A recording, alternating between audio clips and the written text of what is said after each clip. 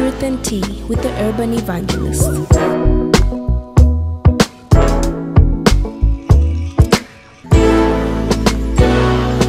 Welcome to Truth and Tea with the Urban Evangelist. It is Truth and Tea, the podcast that filters life through faith. I'm the Urban Evangelist, and I'm so glad that you could make it back. As always, today we've got an interesting and inspiring conversation. I know finances sometimes may not inspire much, especially if they're hard to come by, but it depends on the kind of financial habits that you adopt and from how early on in life you adopt them. Joining me today is someone that will enrich the discussion and conversation. She's here to pour out of her financial cup. She's a financial advisor and also the founder of Zed Kidpreneur. Her name is Chimfwembe Mulenga. Welcome to Truth and Tea. Thank you so much for having me. I'm excited. I'm happy to have you. I'm glad to be here. I guess even my kids one day will thank you based on what I may learn and pick up from you today. Yes. So you are a financial advisor? Is that what can I call you? I think I would say an educator more. A financial educator? Yes, for children. All right. Yes, so we basically, Zed Kidpreneur, I'm sure I'm running into the first question to talk about ourselves. Right. So Zed Kidpreneur is basically a multi-award winning academy. We mentor children between the ages of 4 to 20. Mm-hmm. So we don't only focus on financial literacy, but we broaden it to personal growth topics. So mostly how we came about is we saw the gap in our education system that we have had before, where they were just teaching the technicalities. No one taught us about life itself. So we decided to come up with courses that teach children about life, such as, first and foremost, all of us have had our financial crisis once in a while. And we also touch entrepreneurship for children. So letting children know you can start earning from a small age. In as much as we teach them about money, we must teach them you have to earn that money. Right. We also teach children public speaking because I grew up a very shy person, and then when I love doing things. A lot of us. Yes. Yeah, I was very shy too. Yeah. Now you come into this world where you love to talk to people, but you don't know how to talk to people, and you start learning it as you grow older. So we also teach children public speaking, and whenever we have events, we give them a chance to speak to the public. And then lastly, of course, I believe God gave all of us a talent. And I believe that if we can all develop those talents, so that's where the skill development comes in, is we open doors for children who have talents. So if they love painting, we engage them with professional painters, and they go through a course with them. So basically, that's what we do for the children. I love what I'm hearing. What I want to ask is, do you work, as a silo, or are you also working in conjunction with, some of our school curriculums? Because when we look at our systems, and as far as education goes, I mean, these are skills that are perhaps sometimes overlooked, yes, in the curriculum. So how do you then rope your children in? How do they come to where you are? And how do you also get out there to reach even more children? Okay, so basically when we started, our goal was just giving courses. So we advertise, parents say, I want to register. But then we noticed and saying we're only targeting a certain audience because most people on social media are the urban parents, so those and so then we started firstly reaching out to schools, saying this is the program we offer, could we come on board and give afternoon activities? Of course, schools will be more leaning on what the Ministry of Education advises, so it would really be hard to tackle that. And then because the schools are run by people who never had these things in their growing up, so they feel it's not relevant right now. But then the need, so there was the financial literacy launch last year, and we were asked to speak to advocate for financial literacy in the curriculum. Thankfully, this year we had the president, they launched it now in the Ministry of Education. There's now a curriculum for financial literacy. But then, of course, it doesn't end there. There's all these other courses like you've stated. So right now what we do is we've partnered with different organizations who tell us, okay, let's go to rural areas, let's go to urban. So we've now broadened it. And at first we did start small, but then now I think we've just broadened and said, let's just go out there and spread the word. It's interesting to hear, and I'm excited to hear that actually financial literacy has now been adopted. Yes. So well done, for being part of the voices that have been advocating for this. Thank you. Back to the age that you begin to, take children through financial education. I've got a 4-year-old, and I'm thinking, what foundational skills does he require in as far as, saving Yes. and even earning goals? We get that a lot where they say, 4 years, are you sure? Right. How am I going? I don't even take my 4 years to sit down. How are you going to? So basically when we decided to create this, we thought, how do you grab a 4-year-old's attention? And in the middle of that, as I was thinking, and then my niece starts singing that Baby Shark song. And I'm looking at her, and she's not watching, she's just singing it. And I'm thinking, there it is, through song.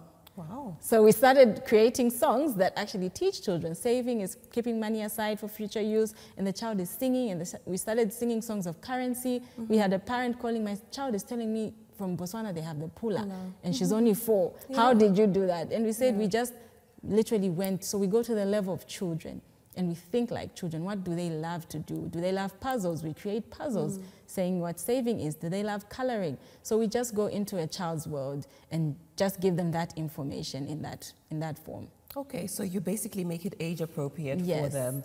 And it's also is it just about them just being able to grasp the principle, even though they might not be able to apply it just yet? Yes. He's not going to be putting aside 10 kwacha every week, you know what I Of mean? course, But yes. is it about getting them to understand just the fundamental principles? So basically that's where we start from, is getting them to understand saving is. So what we do is we'll talk about it, and then now luckily enough, like today as I'm here, there's a school that we work with that have gone to ZICB and having a bank day. So they've gone in the bank, they're going to show them the ATM cards. Thankfully, there's also a board meeting. They get to meet the board members, so they actually now have the feel. After we've spoken about it, now we take them into the bank and say, this is a withdrawal slip. I don't know if you've ever experienced where you're behind someone who's in the bank and they're taking long because they literally don't know what's on that slip. And That's true. we can't blame them because they never knew these things. So we want children to practice these things. Sometimes we just give them dummy withdrawal slips and say, fill it in. So we basically start with teaching them, then now we start the practicality. So by the time they're 20, it's something they can do even in their sleep. Okay. You mentioned some of the resources that you work with, I mean, especially for those that might be of younger age, like puzzles. I would imagine, I mean, it is tasking to come up with the materials that they can use. Exactly. How have you worked your way around that? Firstly, the DIYs on Google really help. Yeah. They really So is help. it something that I can easily do as a parent? So we always encourage parents, even if you have, so what we do is allocate a certain time during the week. If you say Saturdays, we have personal growth day. So you're talking to them about their personal growth, and then just Google DIYs. There are a lot of things that come up, how to make a puzzle. So sometimes we just use the cornflake boxes. We actually tell them to make them themselves. Okay. So we draw a big picture. They get to draw a big picture themselves, and then we just ourselves now frame it according to puzzles, and they cut it. So it's basically allow them to be part of it, but then it's educational as well. All right.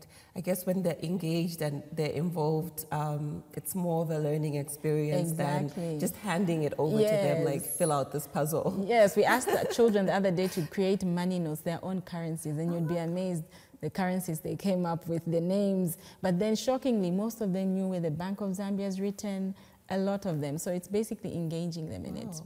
Amazing how malleable kids are. Eh?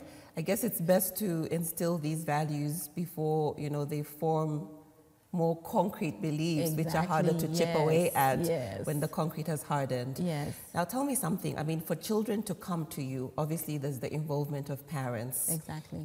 So would this then pose the question that, is it parents who need a change of mind first before you can even begin to tackle the child? Because they're the point of entry for the children. I think the children we deal with, most parents do see the need, I think, from their personal experiences. For me, one thing I started this is my personal experience, where you make financial mistakes, where you want to start a business but you don't know how to do it. So I learned from my personal experiences. So thankfully, most parents these days are really engaged. And of course, because they never had that upbringing, brings more children to us, so they can't do it at home, so they throw them over to us. But they are welcoming with the idea. There are a few hiccups here and there, but they are welcoming. Do you find that parents that have more of an entrepreneurial flair tend to, you know, display more of some of these principles like savings, like investing. And I asked this question because, I mean, I'm now going back into my childhood to try and establish who formed some of my habits. Yes. And, you know, having been raised by a single mom, and I remember she used to be an air hostess and the airline got liquidated, Zambia Airways. Okay. So to make ends meet, she's a great cook. So Okay. she began to make food, and I was involved in that, right up to even the selling of it. And I would see her put money away and save, and she'd be like, don't touch this, this is for your school, this is for your transport. Would you say it helps to have that entrepreneurial flair? And I pointed back to even the name Kidpreneur. Yes. Because you're kind of instilling that entrepreneurship even in the brand name itself. So basically, when we started, we thought we're just going to deal with entrepreneurship. Okay. But then when we started entrepreneurship, we discovered there's so many components. There's financial literacy, there's speaking. That's how we ended up bringing up all these on board. So like you said, I like what you said, that you were part of it. So unfortunately, I won't say it's an entrepreneur mindset. I think it's basically more or less an African mindset. Because if we look at our friends from the Middle East, the other day I was getting something from a shop, from a computer shop, and there was a small child, and the father is literally walking with him at every, so this is from the eastern side of the world, walking with him at every point. Wow. I was asking about this, the father came and said, so this is explaining, of course, in their language, this is what she's asking about, you explain. So they have it as a habit. Even if you see the Lebanese, the Indians, they have it as a habit that once a child reaches a certain age, they are part of the business. So even though they do school, there is still the business aspect of it. So I think coming to lean on our side, we believe school.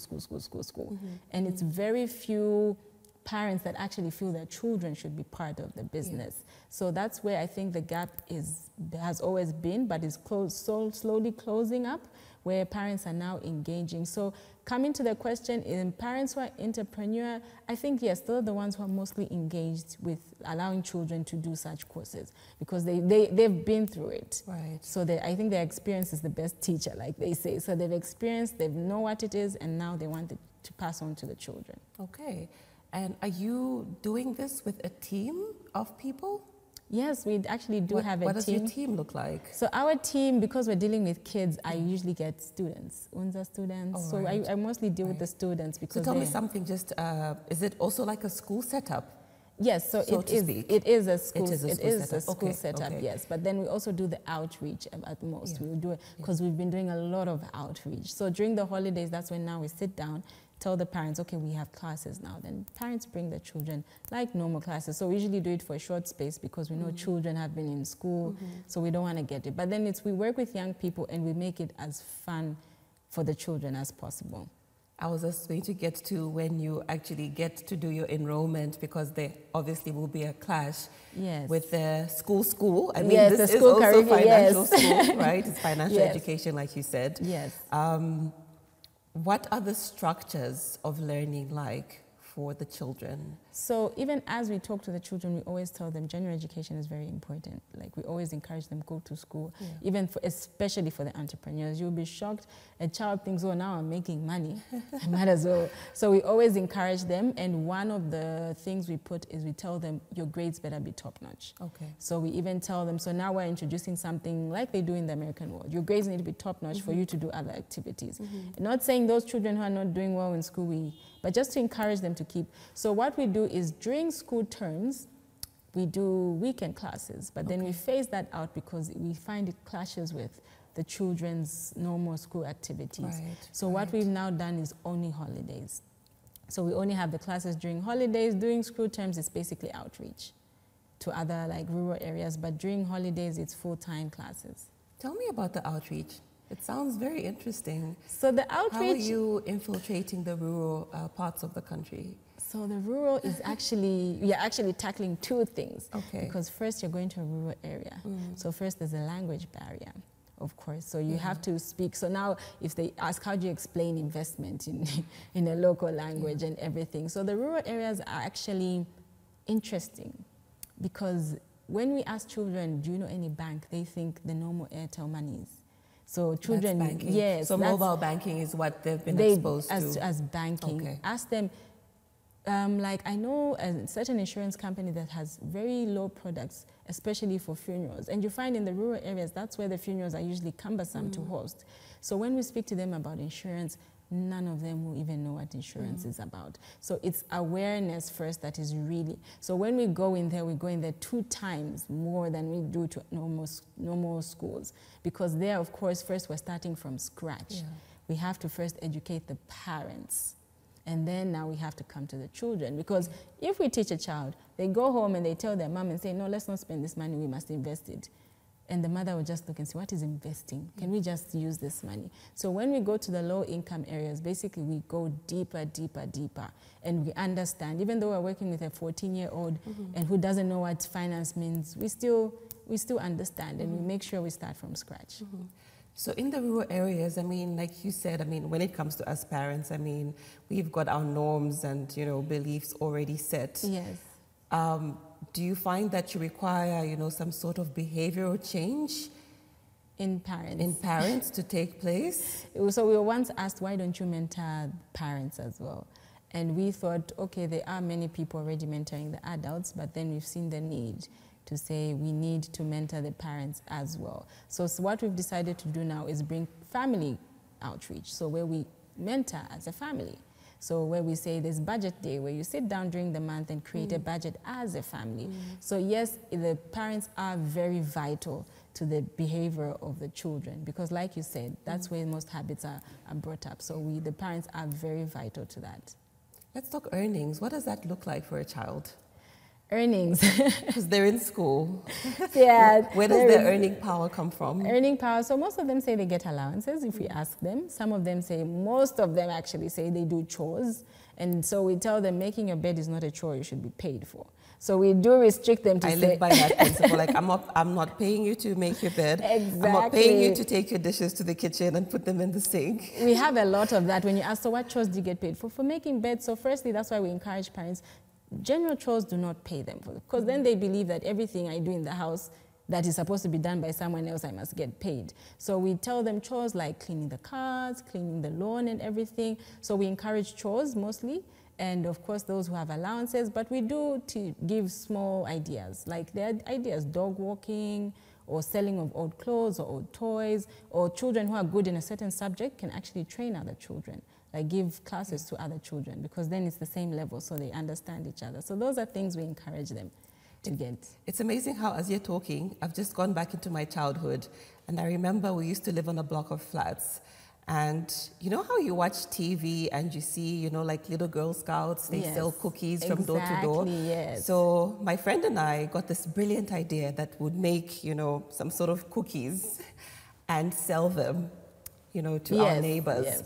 And her mom was livid when we, you know, tried to do that.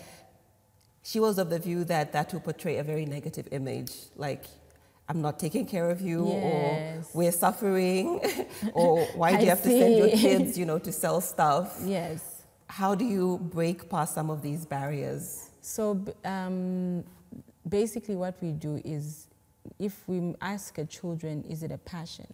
Because you can't go do something that you don't love. It's going to stress you. So basically what we do with the parents is we ask them, do you notice anything they're interested in? So we engage the parents as well as we educate them. We make sure, because like you said, a parent will think, oh, so now my child thinks or that, or now my child wants to start making money. So like most of the entrepreneurs we've had as children is baking, and the parents are actually part of it. They bake together, they sell and everything and all that. So we basically do that as well, to teach children how to earn, but also make the parents, because we always tell them you are in your parents' house. So there's still, mommy, can I? Please, may I? Please, may I? So we do encourage that, yes. And in terms of investment, how is that vision cast in front of a child? That, okay, you're earning now, but where are you going to put your money? Yes. And how is it going to grow? Okay, so coming to investment, so what happens is there's a certain way we teach children investment, but then in our financial services, there are very few that are investment directly for children. So then we bring it on to the parents. So we ask, maybe probably have a conversation with children, tell them it's growing your money. These are the different ways, there's bonds, there's stocks. We explain that to children, and then we start to ask them to engage. So mostly our children are... Wait, you talk bonds to children? Yes, the older ones. I don't even understand bonds. The older ones. So we, of course, we don't go into detail. We'll just explain to them and say, this is what bonds are. Yeah. So that as they're going into university, when they hear the word bonds, they said, oh, I remember when I was young, we did talk about that. But we don't go into deep detail. We just basically lay it out for them, a definition, why is it important, and then we now ask them to engage with mommy and daddy at home, which they do engage with. They come back with feedback. So like I said before, parents are actually helping with that, because then when we speak to them, we ask them to go speak to parents. So something like investment is quite for the bigger people mostly. Right. So we basically just give them the basics of that. And which age group is that you tackle investments with? So those are the older kids, mostly the teens. So from 13 to 20. Those are Where do you cap the age? So where we cap the ages, we know we have the children who are like 4 to, so at first we used to do it grades, but then we realized some children are quite very smart. Okay. So firstly, what we do is we have an assessment. So we assess the child just to know the basics that they know. Yeah. And then we're able to group them. We used to do age, but now we really just group them. But of course, 13 to 20, they're on their own. We teach them differently. So sorry, 13 to 16 are on their own. 16 to 20 on their own. 4 to about 8 also on their own, then 8 to 12 on their own. So, because then we know what we can tackle. Okay, so the 16 to 20s, I believe those would be the university students now. Exactly, all right. And then here we're talking about student loans. Yes. Do we have discussions of that sort? So we do talk to them about that, but mostly when it comes to that, we do engage the corporate world now, because they are the ones who are the experts. So we do engage, as we speak to them, we do actually bring on experts on board to actually speak to them about it. But we basically encourage them on student loans, like we say, paying back student loans. So that's where the credit talks come in, you know, how do you handle your credit and everything. But then, of course, we bring the corporates on board. Also because it's a plus to the corporates, they offer these things. So, so that's how we partner with most corporates. And have you found that some of your students have benefited from interfacing with the corporates, and as far as having accessibility to the loans is concerned? Yes, there are a few students who've actually really done that. But then, of course, when you look at mostly the loans are through the government, the bursaries that are given. Right. But then we do actually tell them to say, oh no, there are actually certain banks that give out to parents, and then we engage the parents and say, you know, if you need that. So there's that type of engagement. So we have 1 or 2 children who've actually benefited from that. Speaking of entrepreneurship, what got you started with what you're doing? Why this direction, and why children in particular? So basically, why this direction? I think one, my experience as myself. And then now when you sit down, so I have nothing against all these conferences. I actually do go to a number of them. Okay. But then, you know, I had a friend who came to me. She's like, I'm going for another conference, so. And I was like, oh, nice. The ticket was, I think, about 1,000. And I said, okay. So, you know, she was like, you know, I've been to so many of these conferences, but I'm shocked I'm still the same. And I just looked at her and said, yeah, your mindset. Basically, because I think obviously everyone who's been there, there should be 1 or 2 at least who have a success story. And then she says, but then look, we had a conversation, and then we realized to say we were not taught these things when we were growing up. And like we always say, why do I speak Bemba and not Lozi? Is because from I was young, my parents spoke to me in Bemba, so that's what I know. So that's what I have grown up with. Why do I brush my teeth in the morning? Is because from I was young, they told me brush your teeth. So most of our habits have started when we were young. Most of our habits have started when we were young, and we realized, then why don't we bring the positive side of life to them while they are young? We start teaching them how to speak in public, how to be entrepreneurs, how to, you know, handle your money and everything. Then we can avoid so many mistakes that, and of course, being a mother, there's only so much you can do for your child. Once they're out of the nest, they go on, make their own mistakes now. So at least I thought, if we can create that environment for them, whereby even though they make mistakes, at least they won't be as serious as they were. And of course, the heartbreaking news we hear where people kill themselves because of debt, because of owing money. And you think, okay, this is something, I've also been through. These are mistakes. And if people had guided, you know, if we get certain guidance, I'm sure they would have not made the same mistakes. So basically, we looked at it as a long vision to say if we can start now, at least we know the future is going to be better and brighter. And I think even the president speaks about it a number of times in his speeches of how we need to start when they're young, to get them when they're young. Because they always say children are sponges. Yeah. Whatever they get, they grasp. So if we can do it in a fun way, well and good, let's get them and get them now. You talked about public speaking earlier on. Yes. What does that look like? So public speaking is shockingly, most parents enroll their children for public speaking. Okay. So wanting to more speak. than the financial education. So it's financial literacy and public speaking that are really topping right now. That's what parents really are engaging. So the public speaking is we basically teach them how to talk, because realize no matter what career you choose, even as a doctor, you have to go speak to your patients. Right. If you're breaking news, you need to know how to speak to them. So public speaking is we basically teach them how to speak in different scenarios.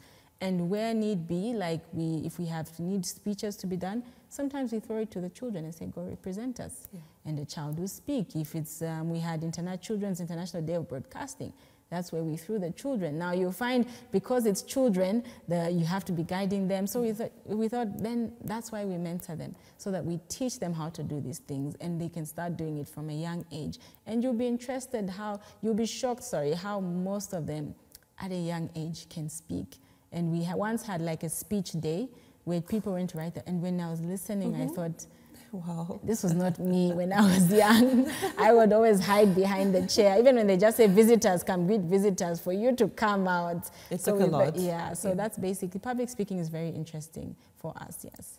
You mentioned you took some kids for International Children's Day of Broadcasting. Yes. So do you give kids an inroad also to some of these global advocacy days? Exactly, yes. You find ways to just create some sort of intersections. Exactly, yes. So that's what we do. So what we do is, now what happens is a company will call us, oh, we need this, do you have children? Oh, we need this, do you have children? So that's basically what we do is now when children are enrolled with us, because we know, okay, we do have a child who speaks, we throw them there. Yeah. Oh, do you have children? We need children for this. Oh, we throw them, oh, we need 10 children we throw. So being part of this program also allows children to be exposed. So there's one child whose parent was even laughing and saying, I don't know how many corporate branded things my child has, because we've thrown them everywhere. Yeah. If this company needs this, we say, okay, here's a child, here's a child. So being part of us really does bring an intersection for the children and the corporate world. Because now if anyone thinks we need children for this, fortunately, the first people they think is Zed Kidpreneur, and then we do connect children.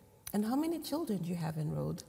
So, since we've started, I think maybe if I give you a rough number of... When did you start, actually? We started in 2020. Okay, so 3 years deep. 3 years. I think we've reached out to over 2,000 children. Wow. We have managed to touch those lives, wow. At least I know. Like in and out of your doors? Yes, in and out of our doors, yes. Is it a once-off course? I know you have your classes in between school holidays. Yes. So is that like one session and then they're done? Or do you have them coming back? Okay, so something like and how do you keep retaining them? Retaining them. Depending on the system that you're using to operate your SOP. So some courses are once-off. Something like skill development. Once we develop that skill, we let you loose. But we don't really let you loose, because when we develop that skill, now you become an entrepreneur. So we have to actually now educate you. So there's a way we package where it's a journey. So what do we start with? First, we need to teach you the financial aspect of life. Then now, not every child is an entrepreneur. So we ask them, what do you love to do? Then we brought them now, okay, there's the entrepreneurs and there's those with the talents. So now we break them. But then we always bring them back to public speaking, because say no matter what you do, you will need to speak to a crowd. So we always start them from financial literacy, then we break them, either entrepreneurship or skill development, then we bring them to public speaking. So it's really a journey for that. And then how do you take it beyond that? Like when they leave your hands, is there opportunities for internship, perhaps with some of the corporates? So we haven't really started that directly, but there's an idea. We haven't really started that. Pay me for it, hey? We haven't really started that directly.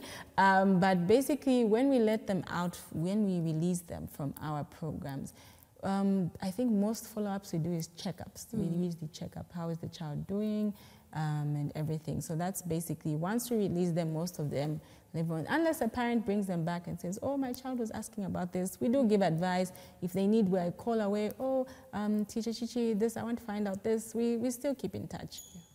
We still keep in touch. Some parents say, when are you having the next classes? My child is missing you guys already.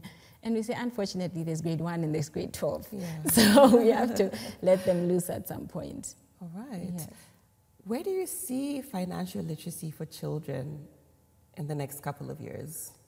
With the way things are coming up, I think it will be now seriously in every child's mind.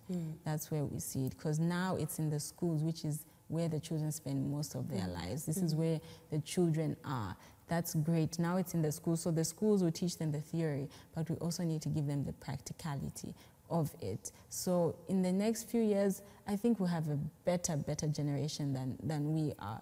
Far much better, that will help also, because what we do say is these children we're grooming are future presidents, future ministers. So they are the people who control the country's money. So if we get them now, imagine how they'll be able to control the country's money in the future. So it's also not only for them individually, and we always tell them it's not only for you, it's for your community and the country at large that you are learning these things. So we do speak to them about not being yourself.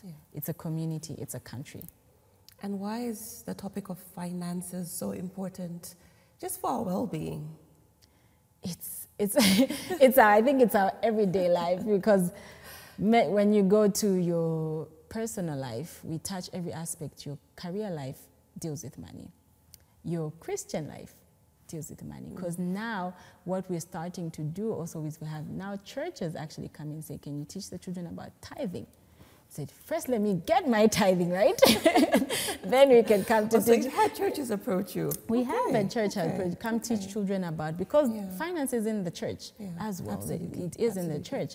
There is finance in love lives. There is finance in family life. So we've realized that finance is everywhere. It's basically everywhere in your life. As much as you try to run away from it, it is there, but we don't make it a factor of our life. We don't say everything revolves around money, because there's a child who said, my mom said everything revolves around money. And I'm saying, I'm sure you're asking for something that she did not have money for, and probably say that. And we said, no, not everything revolves around money, because we don't want children to love money at the end. We just tell them everything, there is a financial aspect to everything in your life. They say master money or it masters you. Exactly. Is there truth to that? There is. There is. You know the money, otherwise the money will know you, and then you start mixing up things. But we always encourage to, and we say, even right now, I'm still learning things on finance. So we always tell the children, it's every day, learn, learn, learn. Even if you go on YouTube, like you're asking investment, type stocks for children, you'll be shocked what pops up. There is a lot of animation talking about stocks for children. I'll definitely look it up, because my kids love YouTube. So if there's one way to get them to learn, then YouTube is definitely an inroad already. Anything you type is there, and definitely there. We just always advise to monitor them with digital. The digital world is quite crazy. So we always encourage parents to monitor them as you allow them to watch these things. As a financial educator, what's the biggest mistake you've made where finances are concerned? You have the time? It's a long list. It's really, I think, handling my finances personally. And we don't say this, when a child asks and say, a child once asked me, have you ever made financial mistakes? And I've said, so many. And the child look and say, my mother doesn't say anything. And I say, it's not shame, but it's trying to teach from your experience. So it's not handling your money properly, getting into uncontrollable debt, not being able to save, not being able to take advantage of different financial priorities that are there. So for me, it's really been, it's a learning journey, yes. It's basically been how to handle money, It's basically in how to handle my personal finances. But like I said, it's a journey, and I think I've been learning and passing on the experience and the learning to the children. Are you that auntie that shepherds your nephews, nieces? Are you a mom? I am. I have two children. Okay. Yes. And are you drumming that down on them? We are, and you know when they say pastors, there's always some myth saying pastors' children, don't you? Yes. I like where you're taking that. Yes, and I won't lie, there was a time where I'd be teaching, and then my children now come and say, Mommy, so, and I say, okay, I'm tired, can we talk tomorrow? But then I realized it would be very shocking if someone comes to ask my child and say, do you save? And my child says no. It would be very shocking and disappointing. So yes, we have, I think I've started that journey also with my children. And it's been interesting, and unfortunately, most of the time they say we want to save to buy you a present. So I said, no, don't save to buy me a present. Make it about you. So we always talk personal finance with children. But I've been engaging my children with it, and slowly we're getting there. Great to hear. I mean, like you said, it's all work in progress, and it's a journey. Yes. And one that, this particular one, if we can call it a conversation, that's like been a journey for me, because I started thinking one way about this topic. Okay. And I've come out of it, you know, thinking completely differently, right down to, okay, so my 4-year-old, I mean, I can inculcate some financial wisdom even at such a tender age. Because if I ask you, what can he do now? There's so many things I'm sure they can do at 4. What he does now is if you give him a note, he'll hang on to it for dear life. You see? And he'll tell you what he wants to buy, exactly what he wants to buy over the weekend. Exactly. But there's a whole lot more that can be done, really. So much more. And that's why we always encourage parents, engage with them. Just engage, because they're in your hands. Okay, so I want you to, speak to parents right now. Okay. Yeah, there's more parents out there. So we encourage you, please engage with your children. Let them get into the financial world. It is very important, not only for them, like we said, for the community and the country at large. And it's always best to start them now. Baby steps, and eventually they will get there. Was that pun intended? Baby steps? Baby steps, yes. And we will get there, yes. Chimfwembe, thank you so much for coming through. Thank you so much. It's been enlightening and enriching. Yes. Yeah. Thank you so much. We're wishing Zed Kidpreneur all the very best. Thank you. We wish all the best to you and your team. Thank you so much. Thank you. So it's been Truth and Tea. Remember that it's diligent hands that bring wealth, but of course that diligence requires wisdom to be passed on to the younger generations. And like she said, it's always best to catch them while they are still young and malleable. It's been Truth and Tea. I'm the Urban Evangelist. Don't forget to catch this show every Wednesday on Radio Christian Voice at 7 p.m. And also do check it out on YouTube, Radio Christian Voice and the Urban Evangelist. As always, it's been filtered through faith.